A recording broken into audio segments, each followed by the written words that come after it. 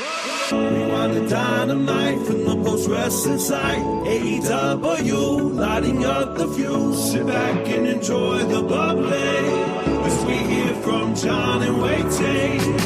Where we're going, we don't need roads. And if the buck stops here, this thing might blow. Everything you hear are opinions of the show. And if you don't like it, go to the forums and let them know. Let them know. Here we are. 20K post-wrestling. We did it.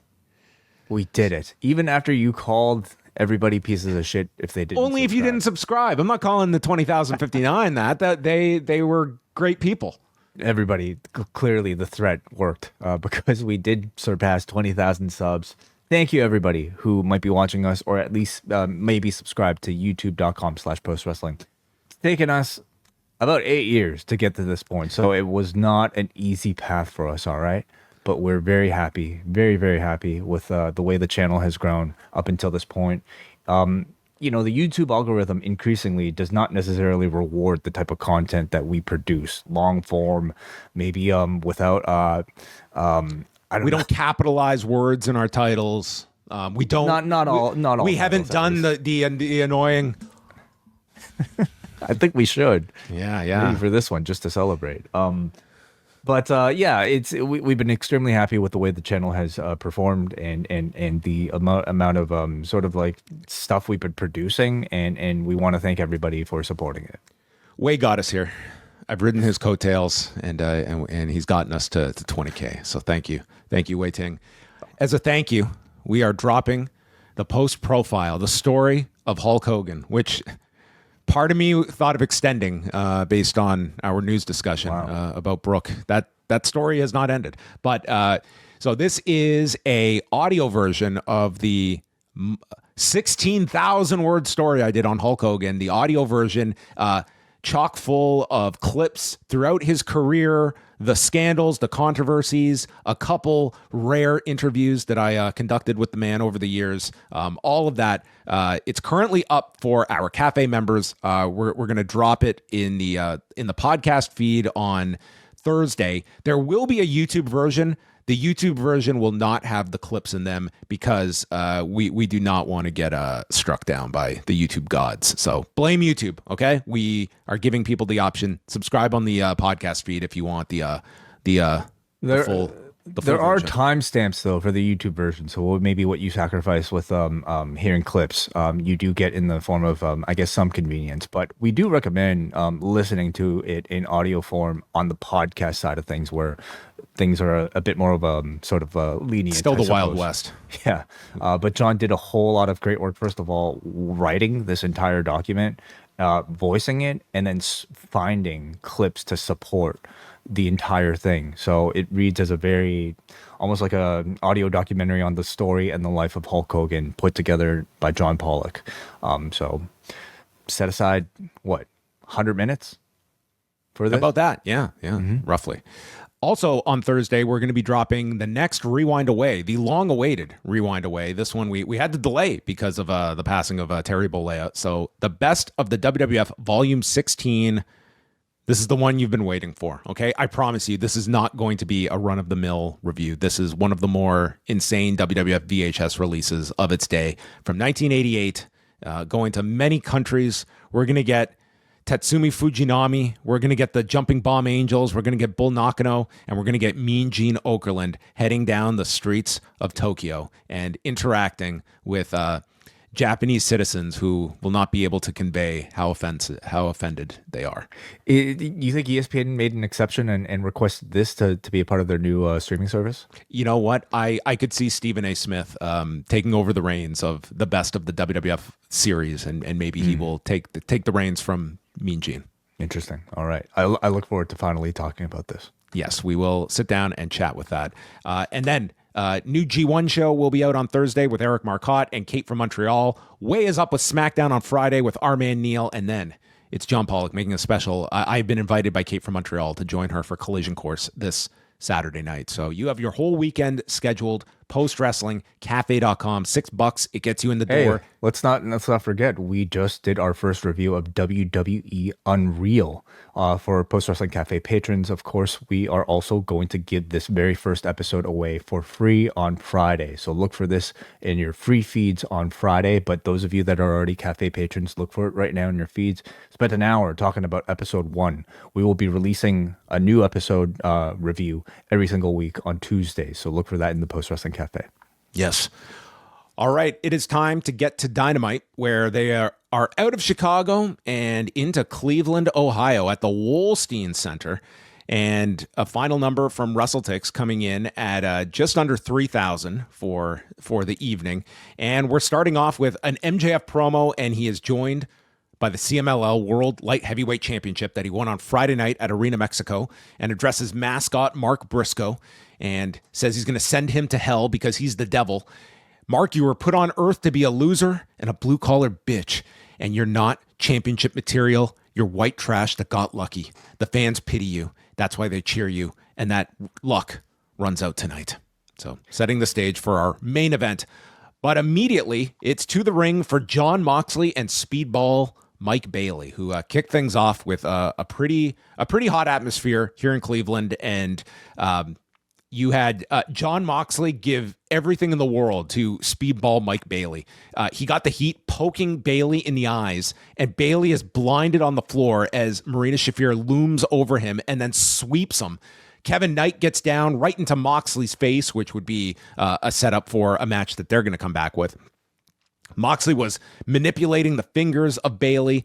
Bailey comes back, hits his moonsault, double knees, triangle moonsault to the floor, and then Yuta shows up, grabbing Bailey from the floor and gets booted by Moxley. As Shafir distracts the referee, Darby appears through the crowd. This place goes nuts as he snatches Yuta and drags him away. This continues to distract Moxley, and Bailey goes for a sunset flip. This crowd went nuts. They totally bought that this was going to catch Jon Moxley. I thought it was a tremendous near fall. Tornado kick into the armbar. Crowd is now all believing that Bailey might actually win this match, which was amazing.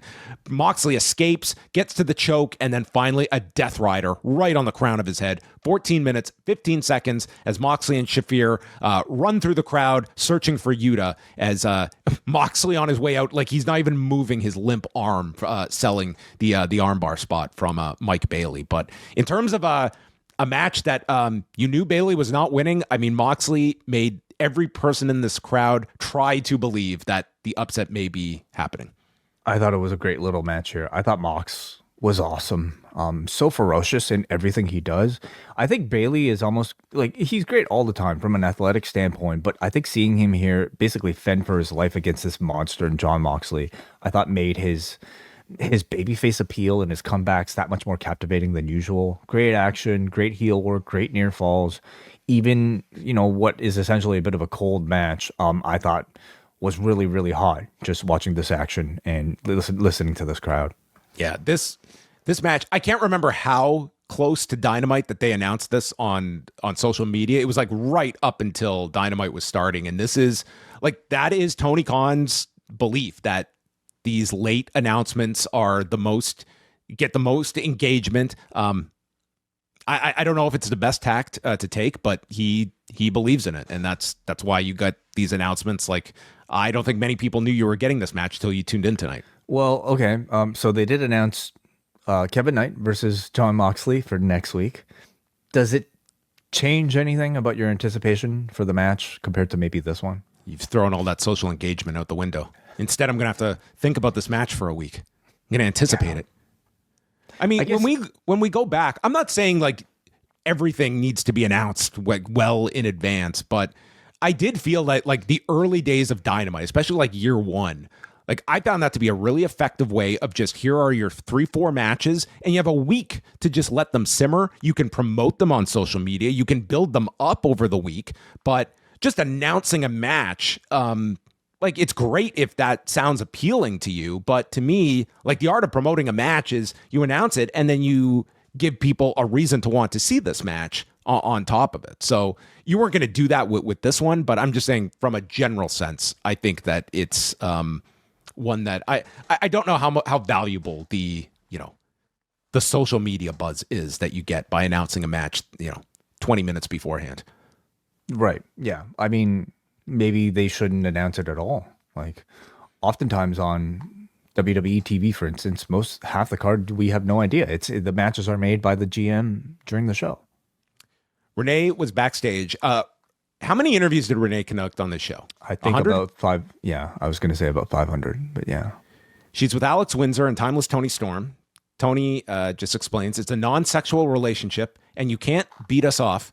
Windsor tries to get things back on track by saying, you can't give her a lick without me giving a lick back, and then realized she's fallen into the Tony Storm trap.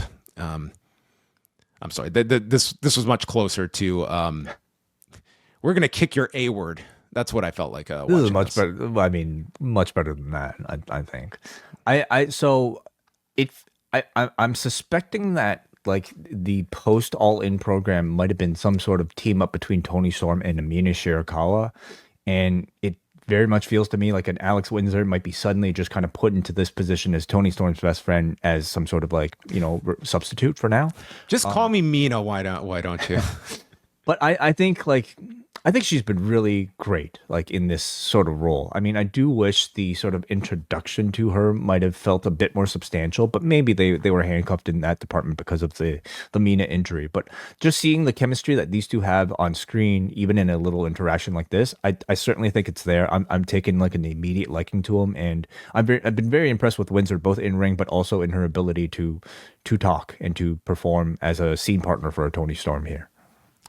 Moxley and Shafir are outside the building, and Yuta has been placed into a body bag, and Darby is about to drive over him. He's about to murder this guy when Moxley and Shafir drag him out of the way of Darby in the vehicle, and they open the body bag, and a Forbidden Door sign has been stapled to his head.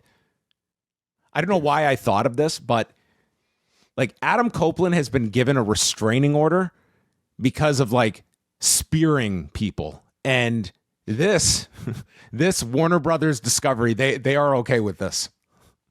Should this guy not have a restraining order? He nearly killed a guy on your air. Depends if it's requested by the victim here. I guess so. Maybe Yuta should be looking into that, but I guess this is as close to a confirmation of the singles match for Forbidden Door with Darby and Mox, not Darby and Yuta. No, I think Yuta will be hung above the ring. Yeah. Yeah, sure. Mm-hmm. Support for this podcast comes from NordVPN. By now, a lot of our listeners already know about the benefits of a VPN for their wrestling consumption, helping them access cheaper prices for pay-per-views or ad-free programming through international versions of popular streaming services. But the most important benefit of a VPN continues to be its ability to help you shield your browsing. Using a trusted VPN like NordVPN adds an extra layer of protection from prying eyes, preventing your sensitive data from being sold or shared with third parties that may put you at risk of unwanted solicitations or even fraud. You know the link by now. NordVPN.com/postwrestling. Sign up for a 2-year plan for just a few dollars per month and get 4 bonus months through our exclusive offer. NordVPN.com/postwrestling. As always, you can try it with a 30-day money-back guarantee. Stay safe and enjoy all the benefits of a secure internet with Nord. Mercedes arrives in a limo earlier today with her 8 belts, as Renee calls All in Texas her match with Storm, the best women's match in history. Greatest of all time, this match. Moné just calls her a mark and walks away. And she has a lot of title belts. 8 of them, yeah. I like this like very sort of like less is more approach to Mercedes Moné's promos. Like her coming out, like on this show, she didn't really talk at all. And she said she called Renee a mark and then came out, did some physicality afterwards. And that actually really helps her presentation. I mean, like when it's right, I want to hear her speak a bit more. But honestly, I think you can maintain this image of like this sort of like larger than life type of personality by her doing less talking. I do like the fact that they are keeping this Storm Moné match as like this classic match. And I think it's very important to like select your big matches that you want to like assign that to. So whenever that rematch happens, like you've built it up as like this historic meeting that you can go back to at some point down the road. And it was an excellent match. Like you should make your matches feel like a big deal after the fact. So Mercedes is going to defend the TBS title at Forbidden Door in a 4-way interpromotional match with a member of AEW, CMLL, and Stardom, with the 4-way next to determine who will represent AEW, as Alex Windsor takes on Queen Aminata, Skye Blue, and Billie Starkz. But the place erupts as Toni Storm comes out, and Athena is upset that Storm is here, so Toni was just ringside for the match in Windsor's corner. Early on, Queen Aminata delivers chocolate kisses to Alex Windsor, and then we see the lightest Hurricane Rana by Skye Blue. I mean, I thought she was just going to fly into the ether with the way her legs were around Windsor here. Blue hits a swinging neckbreaker off of the apron onto Queen Aminata, and then the women are on the floor. Starkz is on the top and just dives off the top. But this was the special camera totally missed it. So you just see a body just come out of nowhere into this whole train wreck on the floor. And we get a double head scissors with Starkz on one side and Windsor turning over all three in a Boston Crab with the 4 women all involved here. Then Starkz and Windsor, they totally messed up this snap mare spot. And then there's a pop-up power bomb by Windsor. A sharpshooter is applied by Windsor. That gets broken up. All 4 go down from headbutts. And we get the code blue off the top onto Alex Windsor. Queen Aminata breaks that up. So Billie Starkz then tries to break up a cover with a swanton, and she has to cover so much distance. She was not exactly Leon Slater here, clearing 3/4 of the ring. She, her legs landed on Blue, and This did end the cover, but then we go to the floor, and Skye Blue goes for a code blue to Queen Aminata, and she had to think, I just hit one of these off the turnbuckle. This is going to be no problem. She slides off of Queen Aminata's back like it was going down a slip and slide. Okay, she slides off her back, and there's a chair right there that she's obviously to land on, and so she just propels herself into this chair and smacks it with her hand. And Queen Aminata just turns around and lifts her up and just drives her through this chair. Yeah, I didn't know what happened here, but this was like the worst angle. Maybe she thought the camera wasn't on her. This could not have looked worse. It was terrible. Yeah, it was made worse because you're essentially seeing a close-up of this with the camera on the floor and them right in front of it, right? So, I mean, obviously she was supposed to miss the code red. I don't know if Aminata just miscommunicated or what, but something was fucked up here, and it looked awful because Blue essentially put herself into the chair, and it looked pretty bad. Yeah. So from there, Storm would end up yanking Athena from entering the ring. She gets the biggest pop of the whole match. Like, Storm just kind of she was the star to everyone, and rightfully so. Windsor counters a suplex, small package, pins Billie Starkz in 11 minutes and 29 seconds. I thought this match was just way too, whether you want to say too overbooked or whatnot, it's just the fact there was so much stuff that missed. There was stuff that hit, but there was a ton of stuff that was just off in here. Kind of the highlight, or low light rather, being the chair spot. But I thought a lot of this was like a mess at various points. These are the standard is very high for the AEW Women's Mid Card, and I think there's a lot of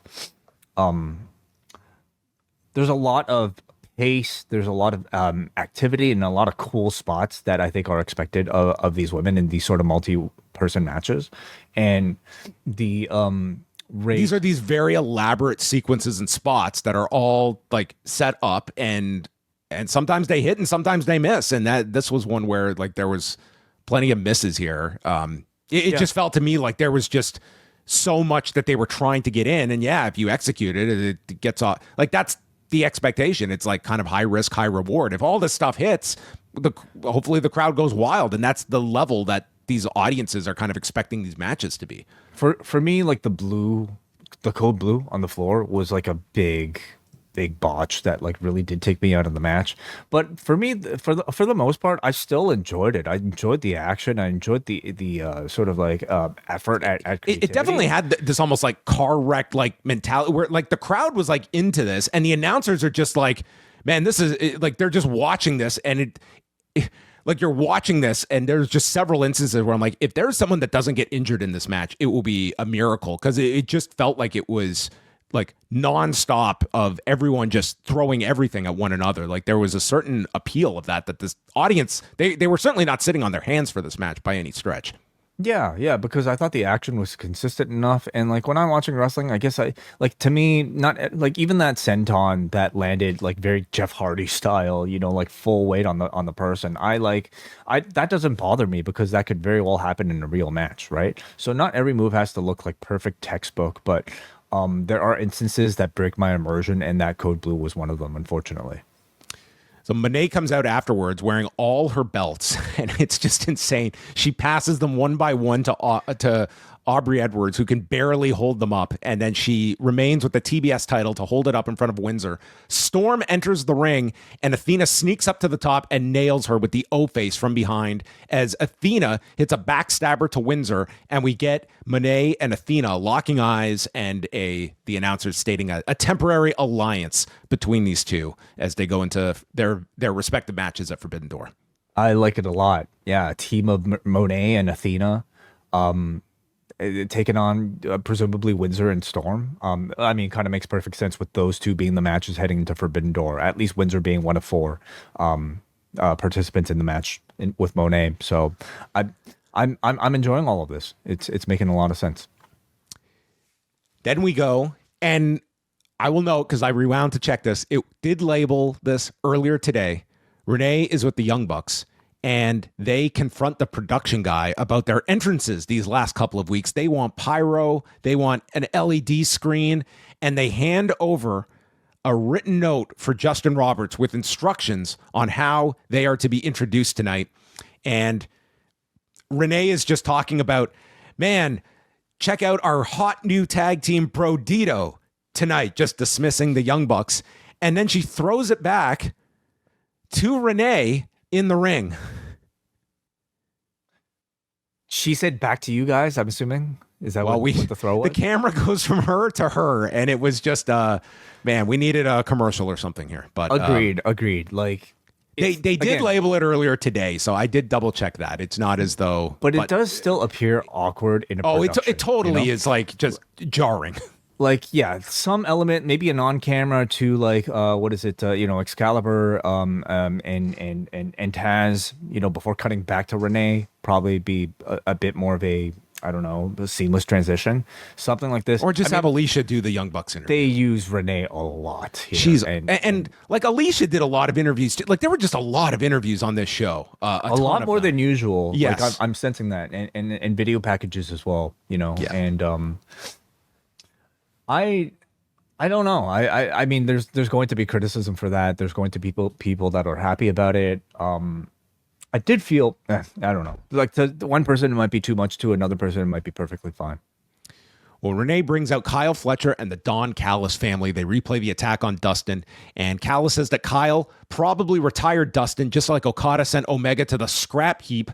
And Kyle states how Dustin stole his moment at All In, aged Dustin by 4 years, saying he's a 60-year-old man, and he also takes credit for putting Adam Cole on the shelf. And the way he just paused when he said this, I think he was expecting a much more heated reaction from the crowd, that he was going to take a shot at Adam Cole, and it wasn't really that reaction from this crowd. But he says that he's going to become the greatest of all time, and Don Callis has once again, he's commissioned an oil painting as Mel Coleman continues to get her work shown on broadcast television. Is this the actual artist? Yes, who they've used for all of these. She's done all of these oil paintings in the past, and they reveal this oil painting of Don Callis, just looking. I don't even know how to describe this, with a nude Kyle Fletcher with the TNT title covering his balls. Is this going to be a T-shirt? Yeah. It already is. Is it? Yeah. If you follow Mel Coleman on Twitter, which I am just now, you can see it's now available at shop.aew.com. Of course it is. So you can yourself buy a Don Callis Will we ever Kyle see that Fletcher shirt out in the wild? Will we ever see someone wearing this out there? Will we? Are you kidding me? Of course. I can imagine Braden or Davey purchasing one right now for the low price of $24.99. It was a very good promo from Kyle Fletcher, I thought. Oh, excellent. Honestly, like, I mean, this was probably the segment we were supposed to get after All In if he had beaten Adam Cole.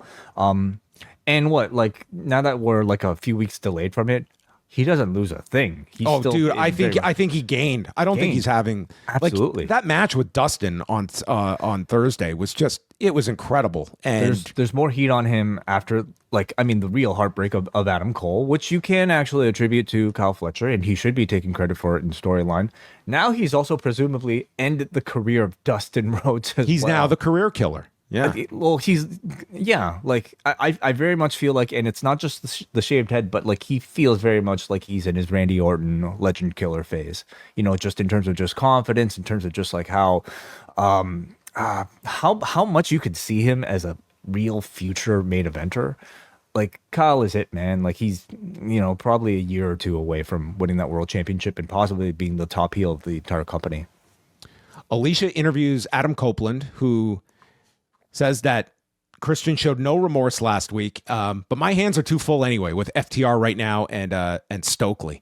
So he announces he is facing Stokely next week, and FTR can either violate the restraining order. Yeah. And by doing so, it makes it null and void if they run in to save Stokely, or they can honor the restraining order and Stokely can get destroyed. So, I mean, at least they're making this something to progress this story a little further. Yeah, I think it's clever. Sure. He's using. Is this how restraining orders work, though?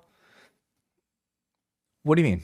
Like, if you got a restraining order against me and if you violated, is it null? And then you attacked me, then the restraining order is null and void, and we can just beat the hell out of each other. Is that how they work? I've never had one, so I guess I'm not really sure.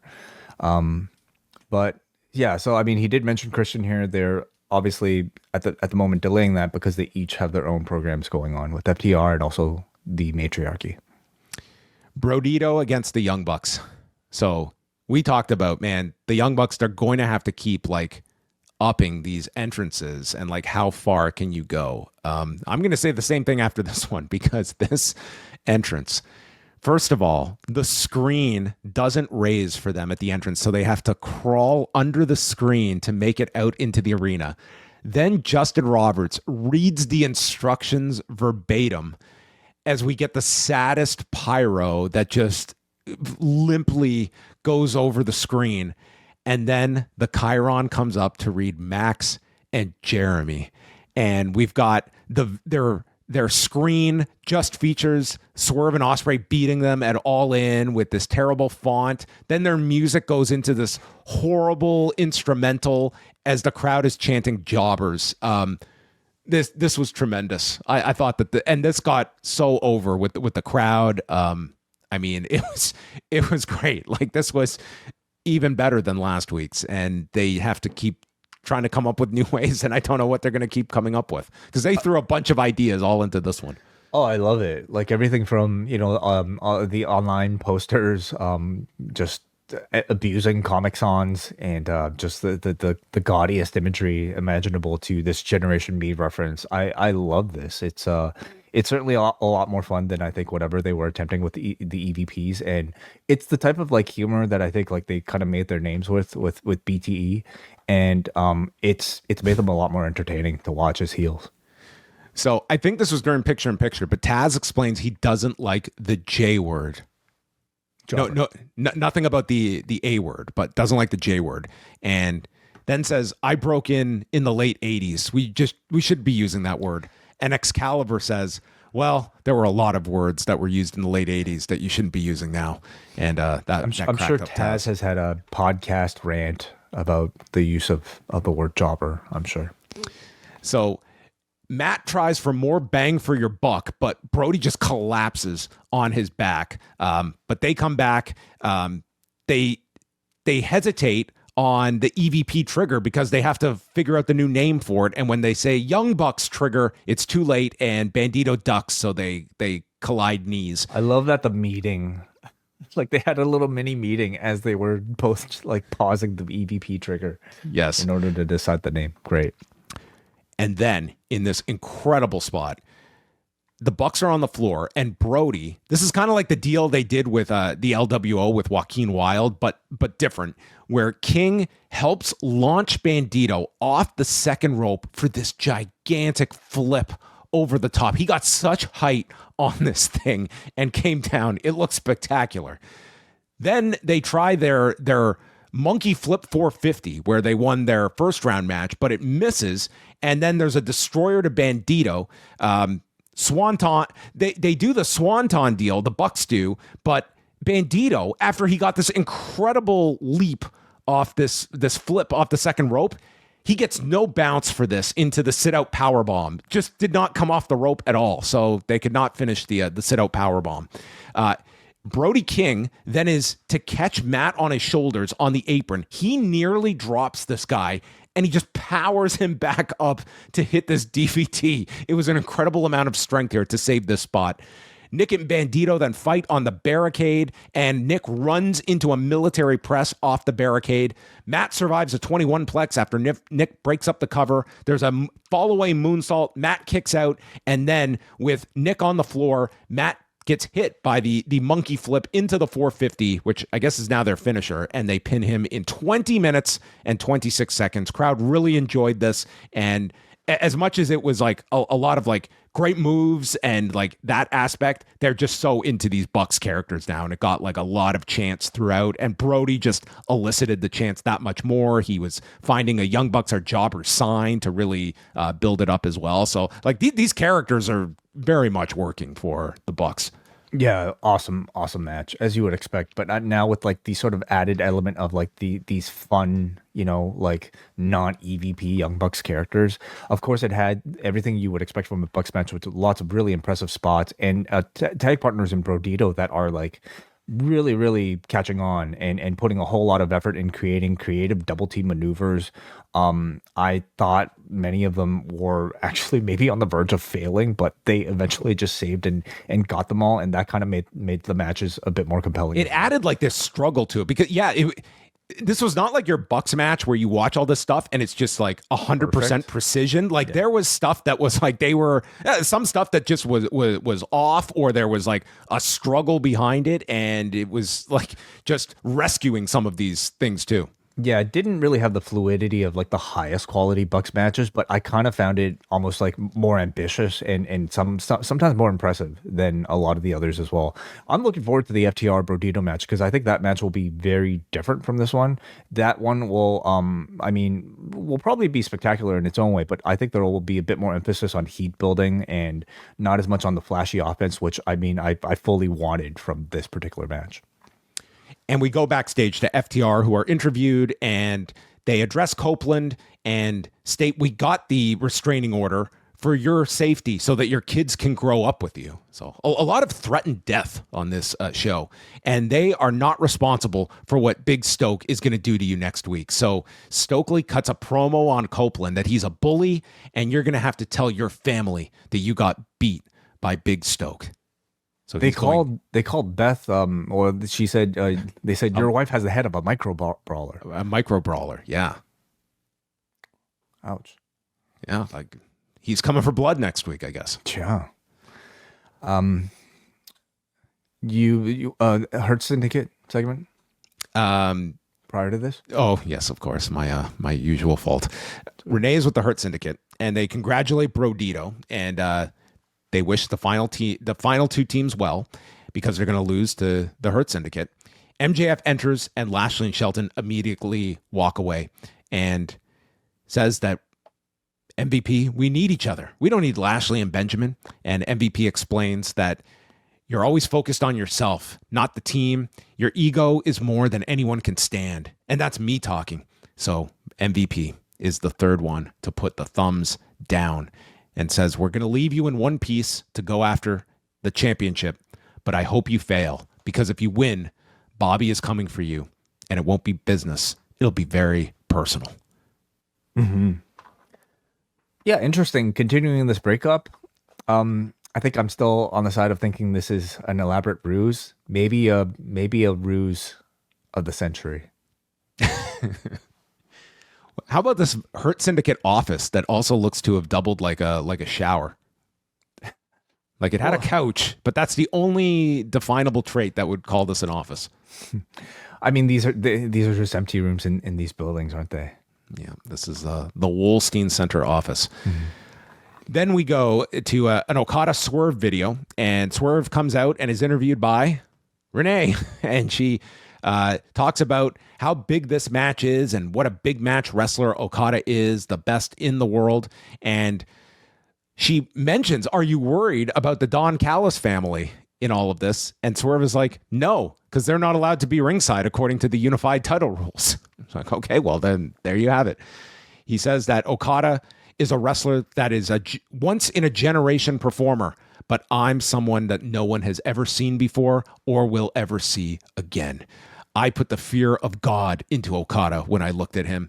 This is a big match for Okada because he's facing the most dangerous man in AEW, and I lost two of the biggest matches of my career in London, so I need this win for my legacy. A very good promo, a little kind of on the nose with your Tony Storm lead up to London as well, but I like this. They're really making this feel like a threat to Okada, and you know, at this point, this is like the biggest match on the card so far.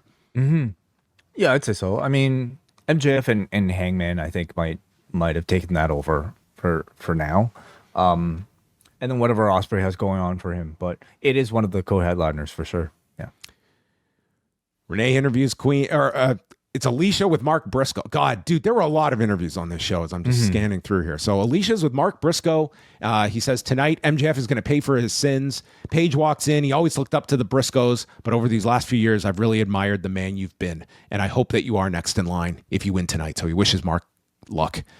Renee interviews Queen Aminata. She's disappointed about her loss. Willow comes in. Chris Statlander confronts them. Well, doesn't confront, but just comes in and throws confetti and leaves.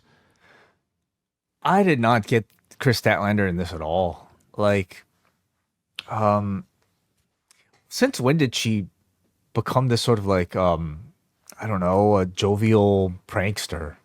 You know, like what was her whole thing here? You know, we thought she was being recruited to the Death Riders. I think they completely dropped that, and I know like the Willow thing is still ongoing. What was her thing here? She was trying to like come in here, trying to like celebrate, like jokingly celebrate women, girl power or something. Yeah, girls uplifting each other, and Willow just said that they. And then maybe when you show loyalty, then you can talk to me. And then she threw paper. Like this felt like something like a scene you'd maybe see on like a backstage on a Ring of Honor DVD.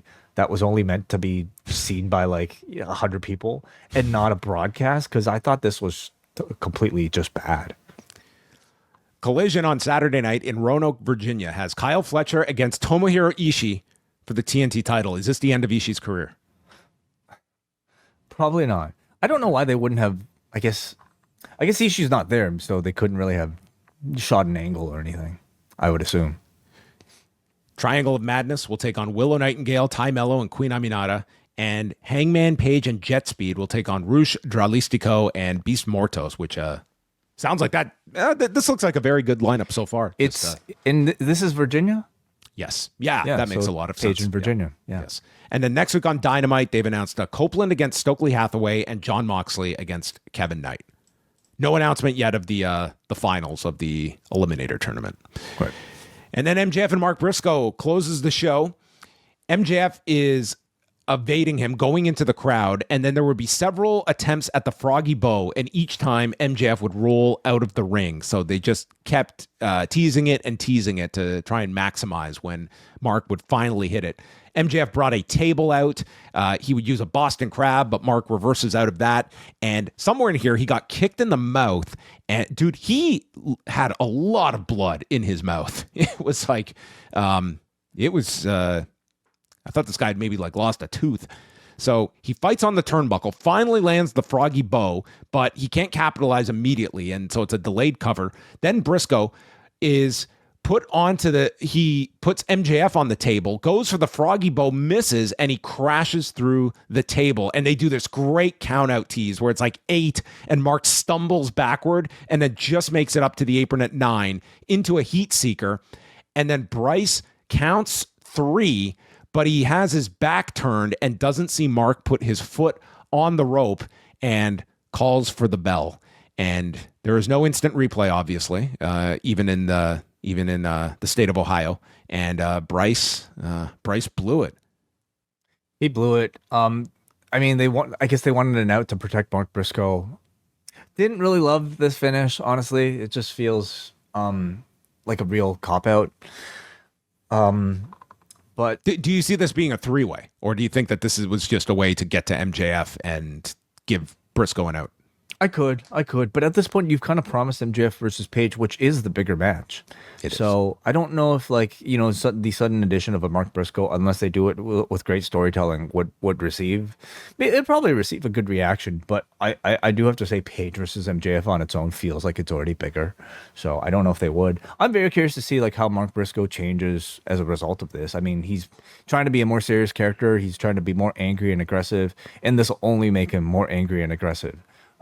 At the same time, I'd be lying if I said I didn't miss a certain aspect of his like funny personality, you know, that I think gave him appeal to the crowd. Obviously you want somebody to be taken seriously and you don't just want him to be the comedic figure, but it's a fine line, because then you might risk being a little too dry and not, you know, like not charismatic enough. So I'm kind of curious to see where they take him. What did you think about the match? I thought it was all right.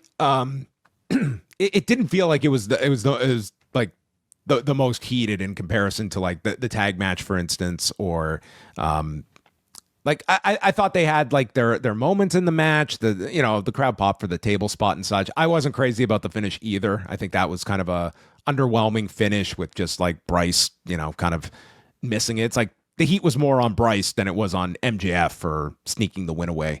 And then afterward, MJF continued to attack him. Hangman comes out, and they just had a long pull-apart brawl. And eventually, Page took out the security and teased the buckshot lariat, but MJF wandered off. And that's how the show ended. Yeah, I didn't find myself connecting to the match as much as I thought I would either. And I wonder if that's because at this point the feud to me has kind of felt like it's somewhat cooled down, because we're already focused on MJF and Page so much. But Page versus MJF feels like it's a headlining bout, but it's kind of got an asterisk to it, because you know he's not going to win the championship because he's got the briefcase, or sorry, the contract, right? So the question is whether or not he will use the contract at Forbidden Door or after. What'd you think of Dynamite overall? I'll be honest, like I really enjoyed those Aragon Ballroom shows, but I was really happy to get out of that setting and into a bigger arena, because I thought it ultimately made the show feel bigger. So I enjoyed the setting.